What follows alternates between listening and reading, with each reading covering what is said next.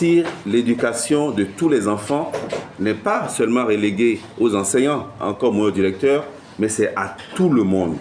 Et nous devons pouvoir nous interroger chaque fois pour dire quel est mon rôle. Et c'est ça.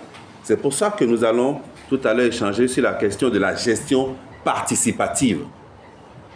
Mais lorsqu'on a géré, il est important que nous puissions demander des comptes à ceux qui ont eu cet honneur d'assurer la gestion de la chose publique. Et cela justifie le second thème qui est la redevabilité et qui aujourd'hui n'est plus un thème nouveau. Partout nous parlons de la redevabilité. Mais il s'agira ici de voir de quelle manière cette redevabilité est mise en œuvre dans la commune du Mono. C'est là tout l'intérêt de l'atelier de formation initié par la CBOPT, la coalition béninoise des organisations pour l'éducation pour tous, à l'endroit des acteurs éducatifs de certains départements du Bénin. Le 25 octobre 2024, les acteurs du monde éducatif du Mono ont eu leur part de formation à la direction départementale du développement de l'Okossa.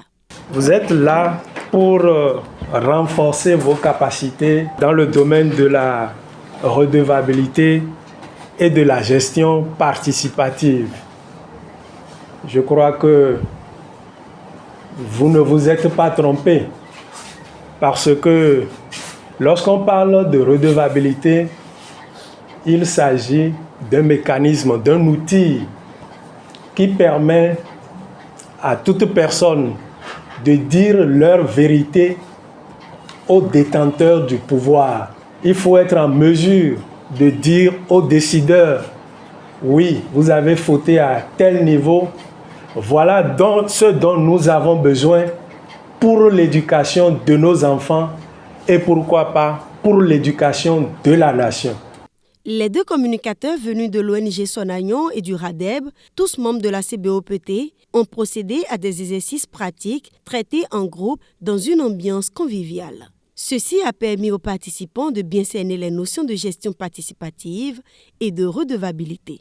Quand nous parlons de la gestion participative, c'est que nous mettons en pratique toutes les stratégies qui permettent d'associer les différents acteurs pour que la situation qui se présente à nous trouve un bon dénouement. Donc aujourd'hui, la gestion de l'école n'est pas l'apanage d'un seul acteur éducatif, donc c'est la question de tous les acteurs. La redevabilité, c'est d'abord un exercice qu'un détenteur de droit doit demander aux détenteurs de pouvoir. L'autorité à qui on a confié un pouvoir qui a exercé son pouvoir doit pouvoir rendre compte à ses administrés. Et ici, comme nous sommes dans l'éducation, l'autorité doit pouvoir aussi rendre compte de tout ce qui a été fait au niveau de l'éducation aux acteurs éducatifs. Les attentes ici, c'est que d'abord que ces acteurs comprennent ce que c'est que la redevabilité. Quel est leur rôle dans la redevabilité?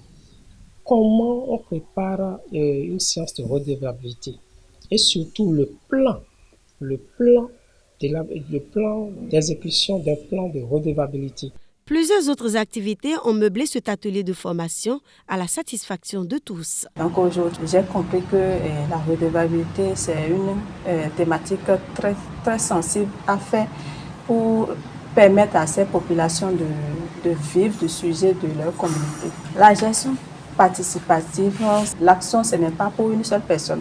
C'est toute une communauté qui devait se rassembler et penser et à avoir les idées pour l'évolution, pour le développement de leur communauté. Sur le plan éducatif, sur le plan développement. En tant qu'acteur, moi, je prends hâte de faire la restitution de cette formation auprès de la communauté ou auprès des organisations membres qui ne sont pas à cette séance pour être au même titre d'information.